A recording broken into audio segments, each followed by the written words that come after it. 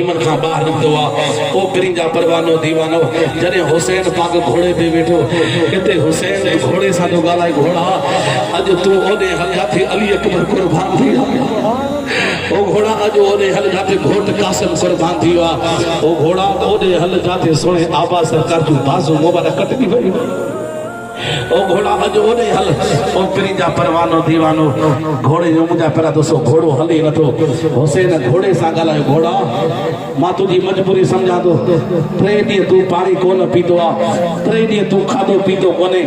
घोड़ा घोड़ा तू भी मजबूरा तो घोड़ा तुके खादो पीतो कोन मिलो आ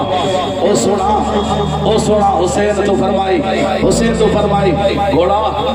तू भी 3 दी खादो पीतो कोन त मां भी हुसैन भी कोन खादो मुस्तफा दे कुल जो सुहारा घोड़ा अज तो बेवफा यजीद जान तू भी बेवफाई तो करे अल्लाह अकबर घोड़ो तो जे कंध हेठ मथरो करे सोना हेठ त नजर कर सोने हुसैन जदे हेठ नजर कई 6-7 साल की बीबी सकीना घोड़े दे जंगल में चुमड़ी बीठी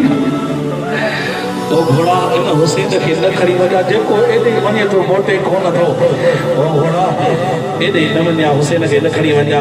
तोके सीने ते केर सुमारींदो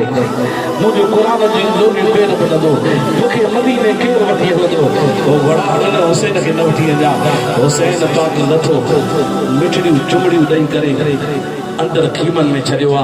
हुसैन तो फरमाए न्याणियों के इम्तिहान में पास कर दे अल्लाह अकबर जने खीमन में छड़े करे हुसैन पाक जने घोड़े पे बैठो घोड़ा हाने दहद हाण त काई रुकावट कोन थई अल्लाह जी जात जो कसम जने हुसैन पाक फरमायो इन तवजो कजो हुसैन फरमाए घोड़ा हाने हल अते बटे विखो वञी करे हुसैन तो फरमाए होदो हजारे पलीत लश्कर हजारे भी आहिनि हेॾो अकेलो हुसैन बीठो आहे हेॾो अकेलो हुसैन बीठो आहे हेॾो अकेलो हुसैन बीठो आहे होदो हजारे कुत्ता पलीत बीठा है हुसैन अली जे बचे शेर जे बचे